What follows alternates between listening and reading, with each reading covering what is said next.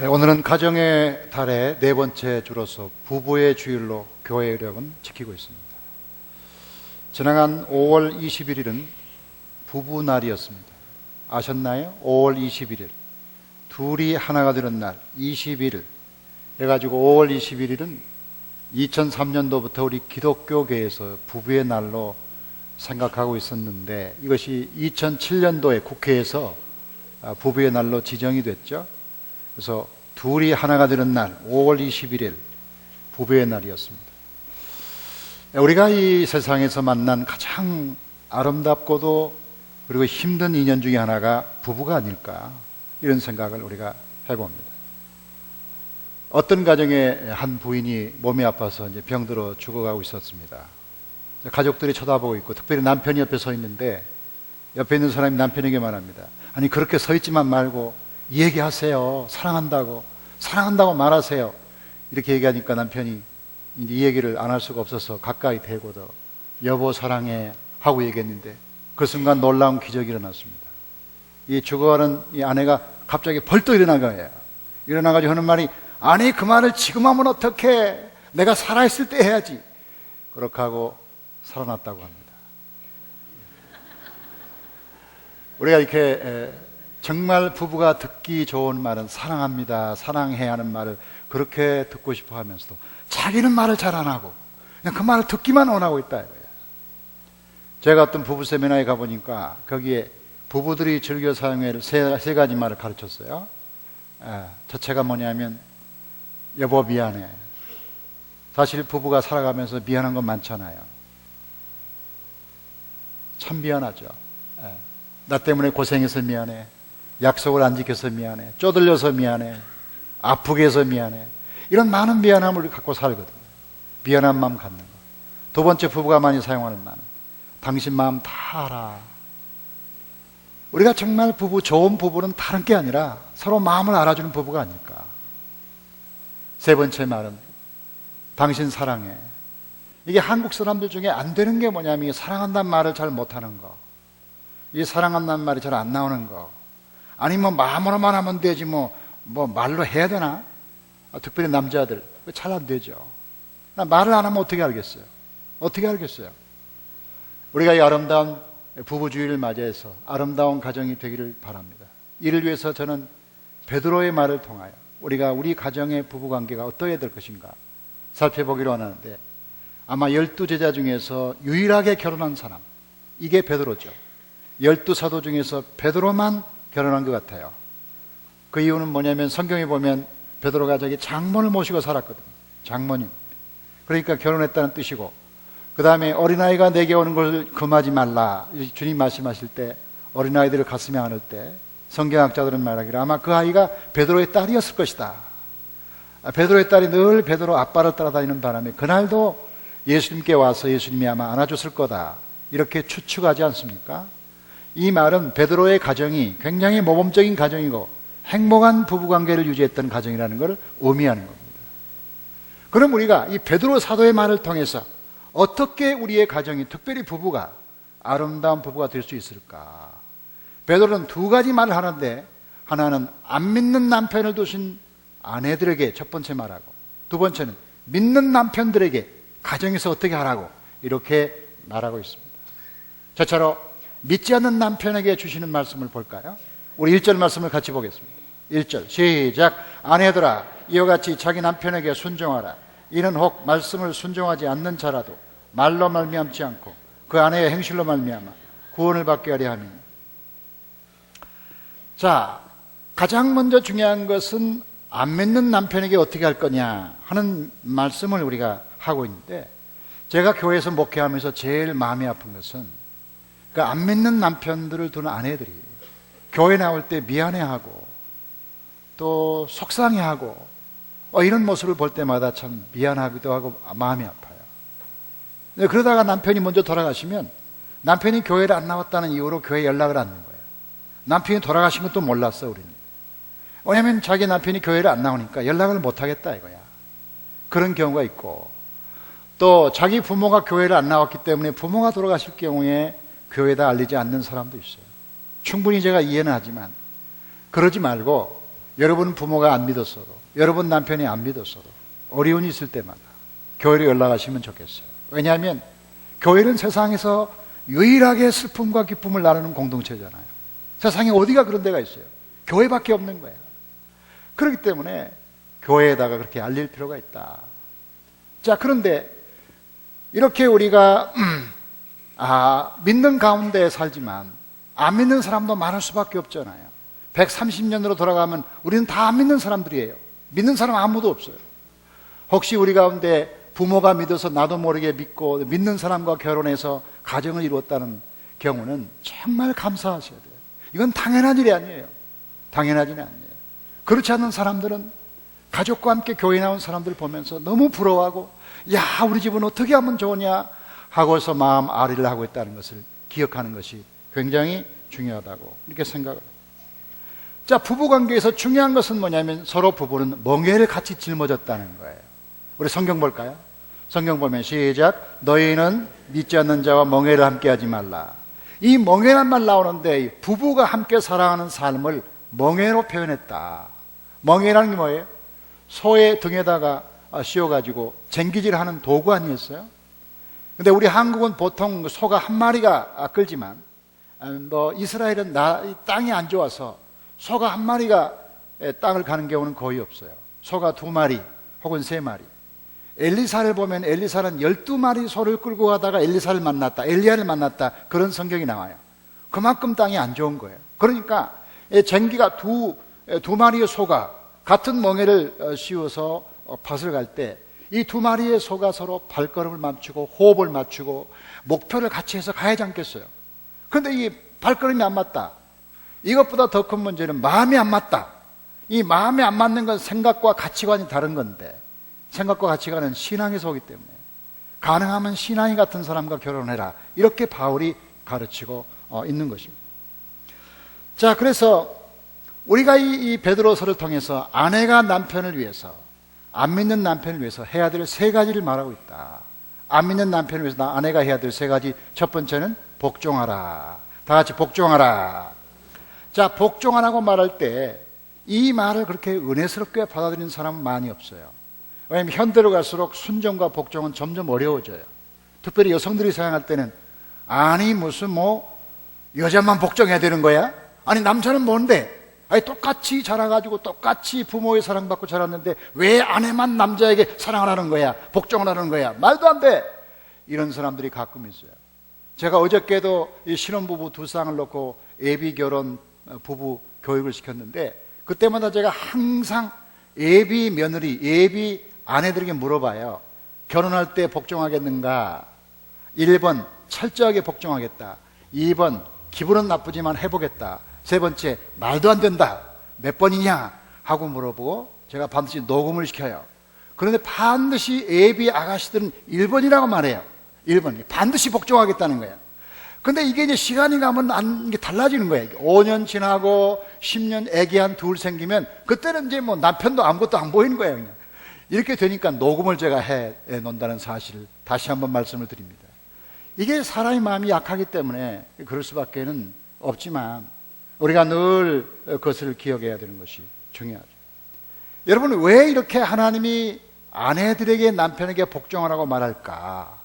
여자가 남자보다 못해서 그러냐?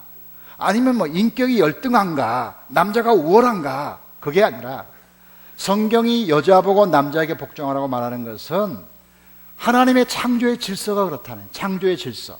하나님의 창조의 질서를 세우셨는데, 하나님 말씀 봅시다. 자, 시작. 각 남자의 머리는 그리스도요, 여자의 머리는 남자요, 그리스도의 머리는 하나님이시니라. 하나님이 세상을 지을 때 창조의 질서를 세우셨는데, 제일 위에 하나님, 그리스도, 그 다음에 남자, 여자, 이렇게 계통을 세웠다.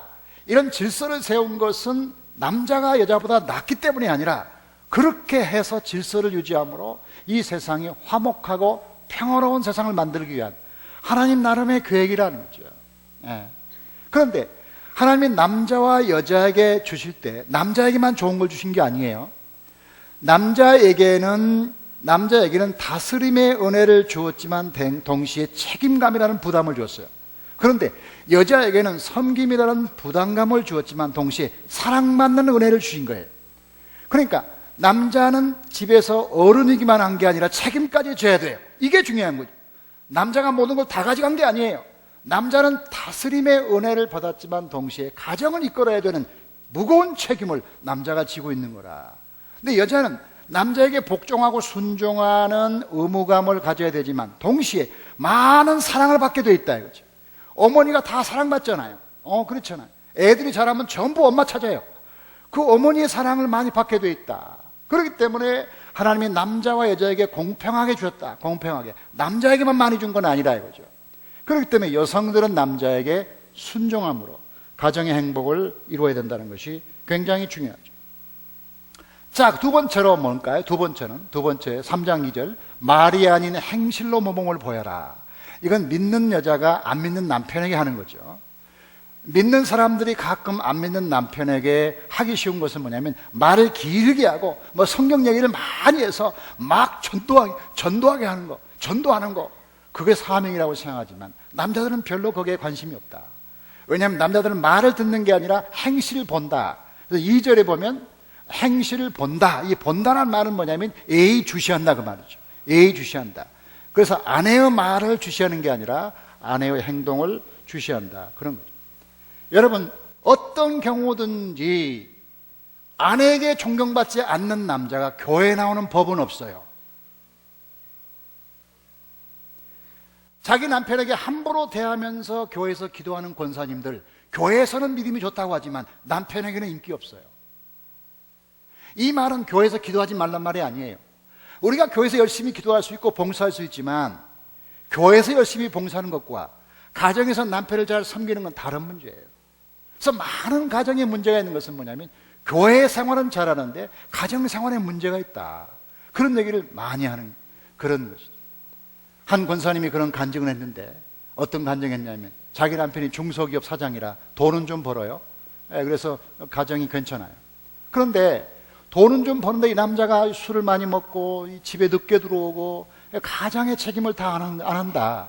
그래가지고 이 아내가 여러 번 얘기해도 안 듣고 교회 안 나온 건 두 번 할 거 없고 그러니까 막 속이 상해가지고 이 속이 상하다가 점점 이제 포기 상태로 가다가 나중에는 무시하게 됐어요. 무시. 이게 뭐예요? 아니 저런 남자가 말이야 세상에 태어나가지고 나하고 결혼하겠다고 약속할 때는 교회 나가겠다고 약속해놓고 약속 다 깡그리 잊어버리고 교회도 안 나가고 술만 먹고 다니고 저런 인간하고 내가 살다니 야 그러면서 이 얘기를 아이들에게 하는 거야. 아이들에게 야 너희 아버지 같은 나쁜 아버지가 없다 이거야. 그러면서 막 애들 앞에서 좀 나쁜 아버지를 강조했어요. 예. 그러다가 이 권사님이 그 아빠가 일하는 회사에 무슨 볼일이 있어서 가게 됐어요. 갔는데 이제 소파에 좀 앉아있는데 한참 있다가 부장이 들어와가지고 자기 남편이 사장이니까 사장님 하면서 결제 서류를 가져와가지고 거의 허리가 90도가 굽어가지고 사장님 하면서 결제 서류를 가져온 거야. 아니 뭐 저렇게까지 할 필요가 있나? 근데 한참 있다가 비서가 오더니 아 사장님 뭘 드실래요? 커피입니까? 유자차입니까? 여기 다 있습니다. 아 말씀만 하시라는 뜻이에요. 아 그래서 속으로 생각할 때 남편이 저렇게 존경을 받았나? 왜 조금 있다가 회의가 열려서 이게 헐끗 보니까 시끄럽게 하다가도 자기 사장님이 들어가니까 막 조용해지는 거야. 거의 김정은이가 나타날 때 그런 현상이 나타나는 거야. 아니 보니까 아내가 자기 남편이 이렇게 존경을 받았나? 깜짝 놀란 거야. 그리고 회사 문을 나서면서 속으로 생각했어요. 나는 비서만큼 남편을 존경하고 있는가? 만약에 내가 내 남편을 이 회사의 비서만큼이라도 존경하지 않으면 내 남편이 비서하고 좋아해도 나는 할 말이 없겠다. 남편이 비서를 좋아하는 이유가 있겠구나. 내가 아무래도 비서만큼은 잘하지 않겠냐 해가지고 이 아내가 집에 돌아와서 그때부터 이제 잔소리 안 하고 교회 나가란 말도 안 하고 이제 막 잘하기 시작했어요. 막 잘하니까 이게 남편이 조금씩 좀 시간이 지나면서 일찍 들어오게 되고 술도 적게 먹게 되고 몇 달이 지났어요. 이 권사님이 가방 들고 교회를 나오는데 애 뒤에서 여보 그래서 뒤로 돌아보니까 나도 교회 가면 안 될까? 이 남편이 자기가 스스로 교회 나온다는 거야. 이야 이걸 바랬죠. 그래서 남편 데리고 교회 나왔다는 거예요. 여러분 이 남편을 푸시해가지고 이 남편이 뭐 교회 안 나가면 안 된다 뭐 당신 뭐하는 사람이냐 뭐하는 인간이냐 이렇게 했다고 남편 변화되지 않는다는 것이죠. 남편을 존경하지 않는데 남편을 위해서 기도 그만하세요. 남편을 존경할 마음이 없으면 아예 교회도 전도하지 말아요. 왜냐? 자기가 좋아하지 않는 아내가 다니는 교회를 나가고 싶지 않다는 게 남자들의 마음이라는 거죠. 이게 우선 아내가 마음에 들어야 하는데, 아내가 마음에 들어야 하는데 마음에 안 드는 아내가 교회 다녀? 나는 안 나가겠다는 것이거든요. 그래서 실제 어떤 교회에 어떤 남자가 그렇게 얘기해. 자기 부인이 어떤 모교의 권사인데 자기는 교회는 다니긴 다녀야겠는데 자기 아내 다니는 교회는 안 가고 싶어서 다른 교회를 간다는 거죠. 우리 교회는 아니라는 사실을 말씀드립니다. 그건 이상한 교회입니다. 여러분, 이런 현상이 왜 생겨요? 남편을 존경하지 않으니까 그렇다, 그런 얘기입니다. 자, 세 번째는 뭡니까? 외모를 가꾸지 말고 내면을 갖고 와라. 내면을 갖고 와라. 그러니까 남편의 마음을 감동시키기 위해서는 자꾸 자기 외모만 갖추지 말고 내면 세계를 갖춰서 남편과 좀 대화가 될 만한 사람이 되고, 좀 책도 좀 많이 읽고, 좀 취미생활도 같이 해서 남편과 좀 대화가 되는데 맨날 하는 게 교회 얘기만 한다 이거야. 맨날 교회 얘기만 해. 우리 목사님 자랑만 한다 이거야. 그러니 어떤 남자가 좋아하겠어? 어떤 남자가. 아니, 목사님 자랑만 하면 어쩌겠다는 거야. 그러니 이게 뭐 기분 나빠가지고 교회 안 나가겠다는 거야. 그러니까 외모를 가꾸지 말고 내면 세계를 가꾸라, 그런 겁니다. 그래서 부인들이 반드시 읽어야 할 성경이 잠언 31장인데 오늘 제가 숙제를 드립니다. 우리 교회에 나오는 부인들은 반드시 잠언 31장을 꼭 읽으시는데, 이 잠언 31장은 현숙한 여인에 대한 주제를 다루고 있다. 그러면 거기를 보면 현숙한 여인이 뭔가에 대해 설명할 때 믿음 좋은 사람, 기도 많이 하는 사람, 전도 많이 하는 사람, 거기 아무것도 안 나와요. 거기 현숙한 여인이 뭐냐면 남편에게 잘하는 사람이에요. 남편에게 잘하고 순종하고 존경하고 고분고분 말도 잘 듣고 아내의 가족들을 잘 돌보고 아이들을 잘 키우고 살림을 잘하고 근검전략하고 그러면서 사람들에게 칭찬받는 여자, 이 사람을 현숙한 여인이라고 불렀다는 거예요. 볼까요? 31장 29절 시작. 덕행 있는 여자가 많으나 그대는 모든 여자보다 뛰어나다 하느니라. 말 잘하는 여자가 아니라, 기도 많이 하는 여자가 아니라 덕이 있는 여자, 덕 있는 아내, 이런 아내를 데리고 살고 싶어하는 게 남자의 마음이다. 그래서 그 다음에 중요한 거죠. 31장 11절 시작. 그런 자의 남편의 마음은 그를 믿나니. 여기서 그는 아내예요. 한번 생각해 보세요. 남편이 아내를 믿지 못하는데 어떻게 아내가 믿는 하나님을 그가 믿겠냐. 남편이 나를 못 믿게 만들어 놨는데 어떻게 내가 믿는 하나님을 믿으라고 말할 수 있겠느냐 이거야. 그렇기 때문에 쉽지 않지만 우리 믿는 성도들, 여성들은, 아내들은 남편을 위해서 부지런히 사랑해야 된다. 이 말을 꼭 제가 소개하고 싶은데, 빌리그램의 아내 룻 그레함이 어떻게 안 믿는 남편들을 어떻게 전도할 수 있습니까? 하고 물었을 때 그 룻 그레함이 빌리그램의 아내가 이렇게 말했다는 거죠. 같이 읽어봐요. 시작. 남편을 선하게 만드는 것은 하나님 일입니다. 그러나 남편을 사랑하는 것은 내 일입니다. 우린 남편을 구원하고 전도하고 하나님의 교회 장로를 만들겠다는 사람들이 있어요. 저는 아주 굉장히 황당한 사건이라고 생각해요. 지금 교회를 안 나오는데 자기 남편을 장로로 만들겠다는, 당신이나 잘하라고 나는 말하고 싶어요. 미안한 말이지만 무슨 얘기냐. 그 사람을 전도해서 교회에 나와서 직분 받게 하는 건 하나님이 하시는 일이고, 지금 당신이 할 일은 뭐냐면 사랑하는 일이다 이거야. 다시 한번 읽어보게요. 다시 보여줘요. 다시 보여줘. 자, 시작. 남편을 선하게 만드는 것은 하나님의 일입니다. 그러나 남편을 사랑하는 것은 내 일입니다. 내가 하는 그 일을 잘하고 있을 때 하나님이 그걸 봐서 그 사람 구원하기도 하고 전도해줘서 장로 아니라 그보다 더 큰 것도 세울 수가 있다는 거죠. 그래서 반드시 부인들은 그걸 알아야 되고, 그래서 이 책을 꼭 읽으시면 좋겠어요. 만약에 남편들 가운데 안 믿는 남편이 있다면 부인들은 반드시 이 책을 읽으면 도움이 돼요. 조벨이라는 사람이 있었는데, 믿지 않는 남편의 아내들에게라는 책인데, 이것은 믿지 않는 남편들을 어떻게 그들을 구원할 것인가에 대해서 썼는데요, 이 책을 읽으면 굉장히 도움이 되고 감동이 됩니다. 서점에 있어요. 그래서 다른 거 하지 말고 이런 책을 읽어서 우리가 어떻게 남편을 구원할 것인가를 생각해보는 중요한 축복이 있기를 주의 이름으로 축복합니다. 두 번째 베드로가 하는 말은 뭐냐면, 믿는 남편에게 지금 얘기 시작합니다. 믿는 남편에게 아내에게 어떻게 할 것인가를 말하고 있는데, 그게 7절이죠. 7절 같이 봐요. 시작. 남편 된 자들아, 이와 같이 지식을 따라 너희 아내와 동거하고 저는 더 연약한 그릇이요 또 생명의 유업을, 은혜 유업을 함께 받을 자로 알아 귀히 여기라. 이는 너희 기도가 막히지 아니하라 합니다. 자, 상대방이 있죠. 상대가 있는 거죠. 아무리 아내가 잘해도 남편이 잘못하면 그것도 문제가 있잖아요. 상대가 있는 거란 말이에요. 그러면 믿는 남편들이 가정에서 그 아내가 믿든 안 믿든 어떻게 남편의 사명을 다할 거냐, 여기 세 가지를 말하고 있다는 거죠. 첫째로 지식을 따라. 이 지식을 따라 이 말은 뭐냐면 아내를 아는 거죠. 아내를 아는 거죠. 아내의 생일을 안다든지 무슨 아내의 혈액형을 안다든지 고향을 안다든지 그런 게 아니고 아내의 마음을 알고 아내의 감정을 알고 아내의 생각을 아는 거, 이게 아내를 아는 거, 지식을 따라, 그런 거죠. 네. 그래서 하나님이 우리 남편들에게 아내를 알 수 있는 기회를 많이 주셨어요. 근데 한국 남자들이 못하는 게 뭐냐면 아내의 감정을 읽지 못하는 거죠. 그래서 아내들이 뭐라고 얘기하면 뭐야, 용건만 얘기해. 아니 이러고 저러고. 아니 너무 길어. 간단히 무슨 말 하려는 거야. 핵심만 얘기하라고. 아니 비서한테는 사근사근하게 미스키 뭐라고 그랬어? 다시 얘기해봐. 아 그랬어? 아니 비서 얘기는 그렇게 잘 들어주면서 자기 아내가 얘기하면 뭐야, 경건만 얘기해. 이게 비서도 아니야. 이게 비서보다 못하게 취급하는 거야. 응? 그러니까 우리 남편들은 아내가 말을 할 때 아내의 감정을 읽는 거, 이게 중요하다는 거죠. 그래서 아내와 남편의 차이를 간단히 말하면 이런 거예요. 자, 같이 읽어봅시다. 시작. 남자가 일 중심이라면 여자는 사람 중심이다. 남자가 성취 지향적이라면 여자는 관계 지향적이다. 남자가 인정받기를 좋아한다면 여자는 이해받기를 좋아한다. 남자가 모험적이라면 여자는 안정적이다. 남자가 이성적이라면 여자는 감성적이다. 남자가 논리적이라면 여자는 직관적이다. 항상 그렇지는 않아요. 사람마다 달라요. 그러나 일반적으로 남자와 여자의 차이가 이런 거예요. 그러면 이런 차이가 있기 때문에 이런 차이를 이해하는 것이 굉장히 중요하다. 굉장히 중요하다. 프랑스의 한 도시에서 어떤 귀족이 자기 아내가 뭐라고 얘기하니까 화가 나가지고 입 닥쳐! 하고 소리쳤는데요, 그 한마디에 상처를 받아가지고 부인이 30년 동안 아무 말도 못하고 실어증 걸려가지고 결국은 죽었다는 거예요.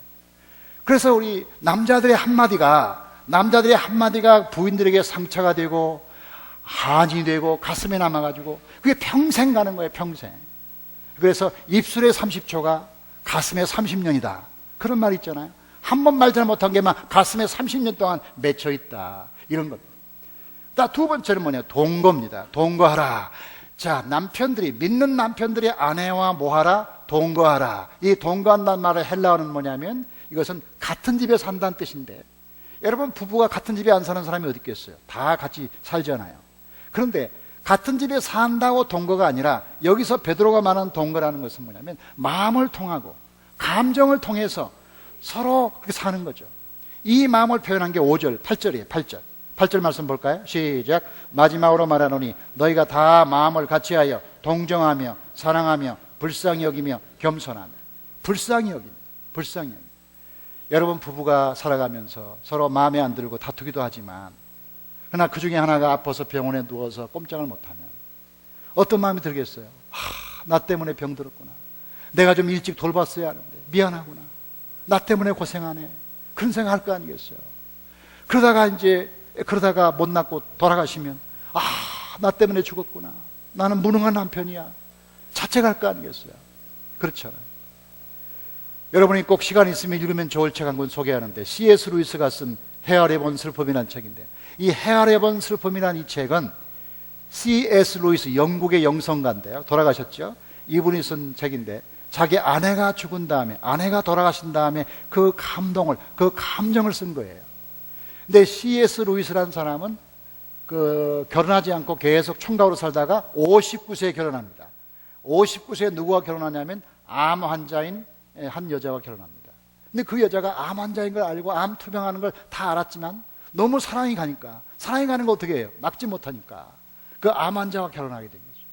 자, 결혼하게 됐는데 이 여자와 결혼하고 한 2년, 한 3년 살다가 아내가 죽어요.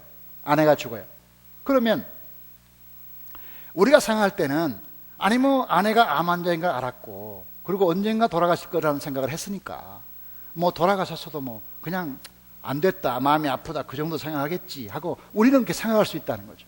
그런데 막상 당사자는 그렇지 않다. 절대 그렇지 않다. C.S. 루이스는 영성가고 기도 많이 한 사람이지만 너무너무 마음이 아프고 황당하고 허전해서 이미 돌아가실 걸 다 알았음에도 불구하고 너무 속상해서, 이 사람이 쓴 표현을 그대로 읽으면 이 책에 나옵니다. 이 책에 이 자기 아내가 죽었을 때의 심정을 어떻게 표현했는가. 하나님은 나를 버리고 떠났다. 하나님이 내 면전에서 문을 꽝 닫고 나가버렸다. 이렇게 썼다고요. 하나님이 내 면전에서 문을 꽝 닫으시고 나가버렸다. 하나님이 나를 버리셨다. 자기 아내가 죽은 다음에 너무너무 속상하고 허전했어. 우리가 사실 가장 슬플 때가 언제일까 생각해 보면, 우리 어릴 때는 부모님이 돌아가신 게 가장 슬프죠. 그렇죠. 그리고 부모 입장에서는 자식이 죽을 때가 제일 슬프겠죠. 그러나 그것보다 더 슬픈 건 20년, 30년, 40년, 50년을 같이 살다가 늘 있는 듯 없는 듯 같이 살다가 옆에 사람이 사라졌을 때 그 허전함이라는 걸 누가 설명하겠어요? 누가 그걸 위로할 수 있겠어요? 아무도 위로할 수 없는 거예요. 이렇게 기도 많이 한 사람도 하나님 나를 버리셨다, 하나님의 문을 꽝 닫고 나를 버려두고 혼자 도망가셨다, 이렇게 설명을 할 정도로 그렇게 마음이 아팠다. 여러분, 정말 여러분 아내와 남편이 가끔 아프거나 혹시 또 심한 병에 걸려서 죽음 직전에 갔다면 여러분의 일상이 얼마나 소중하겠어요? 아내가 따르그닥 하면서 아침 준비하는 거, 그 소리가 그립고, 남편이 밤에 들어올 때 선물 가지고 혹은 밤에 들어올 때 그 모습이 그립지 않겠어요? 우리의 일상이 갑자기 특별한 사건이 되는 거예요. 근데 우리는 늘 특별한 사건을 경험하면서도 같이 있다는 이유로 그 소중함을 모르는 채 그냥 그럭저럭 살다가 어느 날 갑자기 아내가 아프거나 남편이 돌아가시면 그 빈자리 때문에 그때 잘할걸, 그때 잘할걸. 그래서 나온 노래가 있을 때 잘해라. 그래, 우리가 정말 있을 때 잘하라는 말은 정말 아름다운 명언이다. 명언이다. 명언이다. 여러분, 정말 여러분과 함께 사는 부부가 소중합니다. 소중한 사람이죠. 소중한 사람. 완전한 사람이 어디 있겠어요? 저는 가끔 이런 생각해요. 완전한 아내, 완전한 남편을 만나면 좋겠다, 그런 생각하다가도 완전한 아내를 만나면 큰 재앙이겠다, 그런 생각이에요. 만약에 제 아내가 성모 마리아라고 생각해 보세요. 제가 무슨 재미로 살겠어요? 그렇잖아요?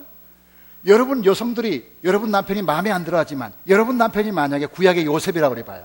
늘 요셉이 감옥에서도 기도하고 맨날 하나님만 찾아. 무슨 재미로 살겠어요?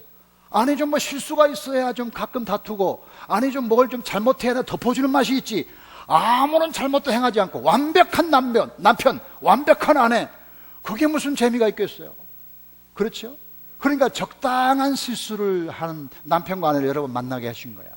그 실수를 하니까 덮어주고, 가끔 상처를 주니까 싸매주고, 가끔 연약하니까 서로 사랑하지 않아요. 우리가 이 부부가 연약하다는 게 감사한 거예요. 사실 그래요. 사실 그래요. 우리 부부가 몸이 아프다는 것 때문에 우리가 가슴 아파하고, 아프기 때문에 위에서 기도하잖아요. 그렇잖아요. 그래서 우리 부부가 이렇게 완벽한 부부를 꿈꾸지 마세요. 그냥 지금이 좋은 거예요. 지금 이대로가 좋은 거예요. 이대로가 좋은 거예요. 그리고 절대 우리의 사랑과 우리의 축복과 행복을 미루지 마세요. 오늘만 우리의 시간이에요. 오늘만 우리 시간. 내일 하나님이 불러갈지, 모레 불러갈지 어떻게 알아요? 아무도 몰라요. 하나님 불러가면 아무 소용없어요. 아무 소용. 여러분, 부부의 또 하나의 문제는 뭐냐? 베드로가 뭐라고 말해요? 베드로가 생명의 유업을 함께 받을 자다. 이 부부가 갖는 가장 좋은 건 뭐냐면 생명의 유업을 함께 받을 자다. 여러분, 우리 부모가 아무리 사랑스럽고 자식이 사랑스러워도 부모와 자식이 합장한 사람은 한 번도 본 적이 없어요. 대한민국 아무 무덤을 다 가보세요. 여러분, 이 무덤은 부모와 자녀가 합장했습니다. 나는 그런 무덤을 본 적이 없어요.